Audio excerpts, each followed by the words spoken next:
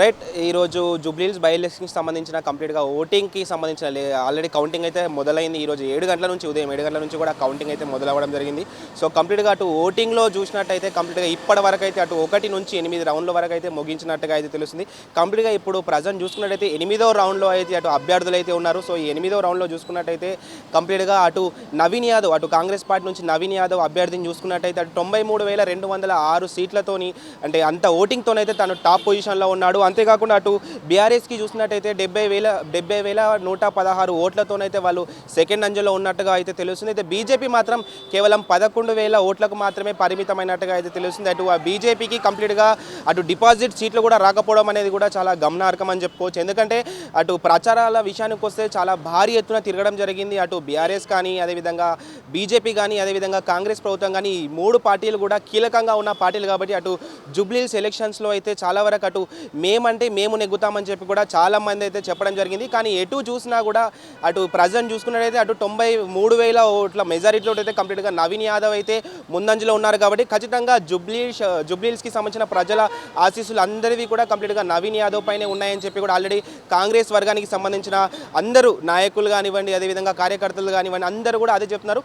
గతంతో చూసుకునేది అంటే గత 2 సార్లు అటు నవీన్ యాదవ్ అటు 2 సార్లు కూడా ఎంఐఎం పార్టీ నుంచి పోటీ చేసినా కూడా చాలా ఓడిపోవడం అయితే 2 సార్లు కూడా గతంలో 2 సార్లు కూడా ఓడిపోవడం జరిగింది. కాకపోతే ఈసారి మాత్రం ఖచ్చితంగా నవీన్ యాదవ్ని గెలిపిస్తామని చెప్పి కూడా చాలామంది కార్యకర్తలు అయితే ముందొచ్చారని అయితే ఆల్రెడీ మనం గతంలో చూసాం, ఇప్పుడు కూడా చూసాం. మన గ్రౌండ్ రిపోర్ట్తో చూసుకున్నట్టయితే అటు ముందు నుంచి చూసుకున్నా కూడా నవీన్ యాదవ్ పైన ఎక్స్పెక్టేషన్స్ అయితే చాలా వరకు అయితే ఉండేవి. సో ఈసారి చూసుకున్నట్టయితే అంటే ఇప్పుడు చూసుకున్నట్టయితే అటు బీఆర్ఎస్తో చూసుకున్నట్టయితే కాంగ్రెస్ ముందంజలో ఉంది. కాబట్టి సుమారుగా 23,000 ఓటు మెజారిటీతో అయితే అటు టాప్లో అయితే కంప్లీట్గా నవీన్ యాదవ్ ఉన్నట్టుగా అయితే తెలుస్తుంది. ఖచ్చితంగా అటు అటు డివిజన్ల వారీగా చూసుకున్నట్టయితే అటు ముందు నుంచి అటు మొదటి నుంచి చూసుకున్నా కూడా డివిజన్ల వారీగా చూసుకున్నట్టయితే అటు బీఆర్ఎస్ ప్రభుత్వానికి అంటే బీఆర్ఎస్కి సంబంధించిన ఓటింగ్ చూసినట్టయితే కూడా ముందు నుంచి కూడా కేవలం నవీన్ యాదవ్కి ఎక్కువ మెజారిటీ వస్తుంది. కానీ మినిమం అంటే 2,000 నుంచి 2,000, 3,000, 4,000 ఆ విధంగా చూసుకున్నట్టయితే కంప్లీట్గా హయ్యెస్ట్ ఓటింగ్ రేటు కూడా కంప్లీట్గా అటు ముందు నుంచి కూడా అంటే ఒకటో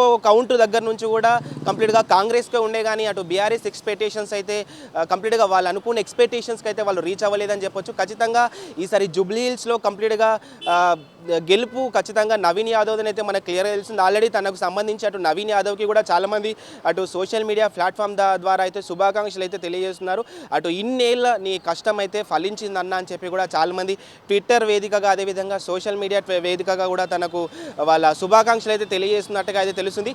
అయితే అటు డివిజన్ల వారీగా చూసుకున్నట్టయితే ఆల్రెడీ అటు బీఆర్ఎస్ కానీ అదేవిధంగా బీజేపీ కానీ కాంగ్రెస్ కానీ విస్తృతంగా మన గత నెల రోజుల నుంచి కూడా విస్తృతంగా ప్రచారాల్లో పాల్గొనడం అయితే చాలా వరకు జరిగింది. అటు డివిజన్ల వారీగా చూసినట్టయితే అటు రెహమత్ నగర్ కానివ్వండి అదేవిధంగా షేక్పేట్ సంబంధించింది కానివ్వండి జూబ్లీహిల్స్లో ఎన్ని అంటే ఎన్ని డివిజన్స్ ఉన్నాయి అన్ని డివిజన్లో కూడా ఇంటింటి ప్రచారాలు అయితే జోరుగా సాగాయి. సుమారుగా నెల రోజుల పాటు అటు ఎటువంటి విశ్రాంతి లేకుండా కూడా చాలామంది కార్యకర్తల ద్వారా చాలామంది కీలకంగా ఉన్న నాయకులు అంటే అటు బీఆర్ఎస్లో చూసుకున్నట్టయితే గతంలో ఉన్న మంత్రులు అదేవిధంగా ప్రజెంట్గా ఉన్న ఎమ్మెల్యేలు కూడా వీళ్ళందరూ కూడా ప్రతి ఒక్కరు కూడా వాళ్ళ పర్సనల్గా తీసుకొని కూడా ఇంటింటి ప్రచారాలు అయితే జోరుగా వాళ్ళ వంతు వాళ్ళ బాధ్యత అయితే నిర్వహించడం జరిగింది. అదేవిధంగా అటు కాంగ్రెస్లో చూసుకున్నట్టయితే ఈసారి అంటే ఎప్పుడు లేని విధంగా ప్రచారాల్లో ఒక ఎమ్మెల్యే అభ్యర్థి కోసం అటు సీఎం రావడం అనేది కూడా ఇది మొదటిసారిగా అయితే మనకు తెలుస్తుంది. ఎందుకంటే ఇప్పటి వరకు ఎటువంటి ప్రచారాల్లో కూడా ఎక్కువగా చూసినట్టయితే అంటూ ఇంత గ్రాండ్గా అంటే ఈ ప్రచారాల్లో కూడా నార్మల్గా అంటే మనం మిగతా టైంలో చూసుకున్నట్టయితే ఈసారి అయితే అటు సీఎం ఇటు కంప్లీట్గా ఒక అభ్యర్థి కోసం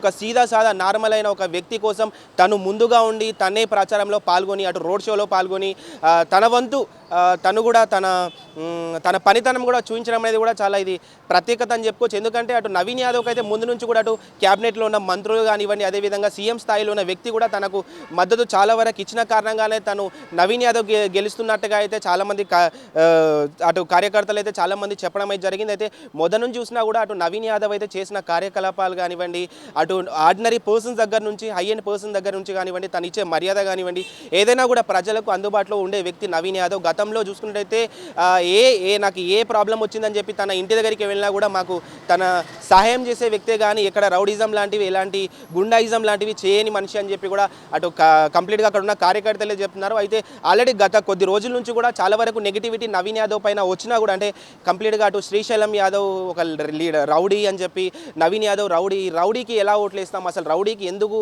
అటు కాంగ్రెస్ ప్రభుత్వం సీట్ ఇచ్చిందన్న నేపథ్యం కూడా చాలా మాటలు అయితే మనం చాలా వరకు విన్నాం. కానీ అటు చాలామంది అటు జూబ్లీహిల్స్ ప్రజలకు మాత్రం నవీన్ యాదవ్ చేసిన సేవలు అయితే మరవలేదు అని చెప్పి అయితే క్లియర్గా ఈ ప్లాట్ఫామ్గా అయితే ఇప్పుడు తను కంప్లీట్గా తనకు వచ్చే మెజారిటీతో చూసుకున్నట్టయితే తను చేసిన సేవలు కానివ్వండి, ఇప్పుడు ఆ సేవలకు ప్రతిరూపంగానే తన విజయం కనిపిస్తుందని చెప్పి అయితే మనకు క్లియర్గా తెలుస్తుంది. అయితే ఆల్రెడీ అటు బీఆర్ఎస్కి సంబంధించి కూడా అటు ఎక్స్పెక్టేషన్స్ కూడా చాలా వరకు ఉండే అటు షేక్పేట్ డివిజన్లో సంబంధించినట్టయితే అటు మైనార్టీకి సంబంధించిన ఓటింగ్స్ అంతా కూడా మాకే పడతాయి. అదేవిధంగా రెహమత్ నగర్లో, జవహర్ నగర్లో కూడా ఖచ్చితంగా, బోరబండలో కూడా మాకే ఖచ్చితంగా మేమే అక్కడున్న సీటింగ్ అంటే అక్కడున్న ఓట్లన్నీ కూడా మేమే కైవసం చేసుకుంటామని చెప్పి అటు బీఆర్ఎస్కి సంబంధించిన లీడర్లు అనుకున్నా కూడా ఆ ఏరియాలో ముఖ్యంగా వాళ్ళు ఎక్కడెక్కడైతే అనుకున్నారో అక్కడ మాత్రం ఘోర పరాజయం పాలయ్యారని చెప్పొచ్చు. ఎందుకంటే వాళ్ళు ఎక్స్పెక్ట్ చేసిన ఏరియాలో అయితే వాళ్ళకి కంప్లీట్గా అటు మెజారిటీ అయితే ఎక్కువగా రాలేదు. ఆల్రెడీ ఇప్పుడు బోరబండకు సంబంధించిన కౌంటింగ్ కూడా ఆల్రెడీ సేపట్లో ఆల్రెడీ 9th రౌండ్కి అయితే అటు బోరబండకు సంబంధించిన కౌంటింగ్ కూడా మొదలవునున్నట్టుగా అయితే తెలుసు. అయితే బోరబండలో కంప్లీట్గా అటు బీఆర్ఎస్కి అయితే చాలా ఎక్స్పెక్టేషన్స్ ఉన్నాయి. ఎందుకంటే గతంలో అక్కడ బహిరంగ సభ కూడా అంటే దీనికి సంబంధించి మహాగర్జన సభ కూడా అటు పెట్టడం అయితే జరిగింది. బీఆర్ఎస్ కార్యకర్తలందరూ కూడా ఈ సభలో కూడా చాలామంది ప్రత్యేకంగా పాల్గొనడం జరిగింది. అటు కేటీఆర్ సమక్షంలో అయితే ఈ సభ అయితే చాలా ఘనంగా నిర్వహించారు. అయితే ఈసారి వాళ్ళ ఎక్స్పెక్టేషన్స్ అయితే ఖచ్చితంగా అటు బోరబండలో వచ్చే ఓటింగ్ పైన అయితే వీళ్ళు చాలా ఎక్స్పెక్టేషన్స్ పెట్టుకున్నట్టుగా అయితే తెలుస్తుంది. ఖచ్చితంగా అయితే బోరబండలో కనుక ఓటింగ్ పర్సంటేజ్ కనుక అటు బీఆర్ఎస్కి వస్తే కనుక ఖచ్చితంగా ఇద్దరు ఈక్వల్గా ఉండే విధంగా అయితే కనిపిస్తుంది. చూడాలి ఖచ్చితంగా అటు బోరబండ నుంచి అటు నవీన్ యాదవ్కి ఎక్కువగా మద్దతు వస్తుందా, లేకపోతే బీఆర్ఎస్కి ఎక్కువ మద్దతు వస్తుందా అన్నది కూడా మనం వేచి ఉండాల్సిందే. ఖచ్చితంగా ఇప్పటి వరకు చూసుకున్నట్టయితే సుమారుగా 93,266 ఓట్లతోనైతే ముందంజలు అటు నవీన్ యాదవ్ ఉన్నట్టుగా అయితే కనిపిస్తుంది. ఖచ్చితంగా ఆల్రెడీ తన విజయం కంప్లీట్గా తనదే విజయం అన్నట్టుగా ఆల్రెడీ చాలామంది మాట్లాడడం అయితే జరుగుతుంది. ఖచ్చితంగా ఆల్రెడీ ఇంతకుముందు చూసుకున్నట్టయితే అటు 7th రౌండ్ వరకు, అదేవిధంగా 6th రౌండ్ వరకు చూసినా కూడా ఈ రౌండ్లు అన్నింటిలో కూడా అటు 5 నుంచి 10,000, 10 నుంచి 20,000 మెజారిటీ అయితే నవీన్ యాదవ్కే దక్కింది. ఖచ్చితంగా కంప్లీట్గా 10వ రౌండ్ ముగిసేసరికి కూడా కంప్లీట్గా అటు మినిమం ఒక 40,000 ఓట్లతోనైతే ఖచ్చితంగా నవీన్ యాదవ్ గెలుస్తారని చెప్పి అయితే చాలామంది అయితే చెప్పడం అయితే జరుగుతుంది. కెమెరామెన్ మురళితో భరత్, స్టూడియో 18 న్యూస్, హైదరాబాద్.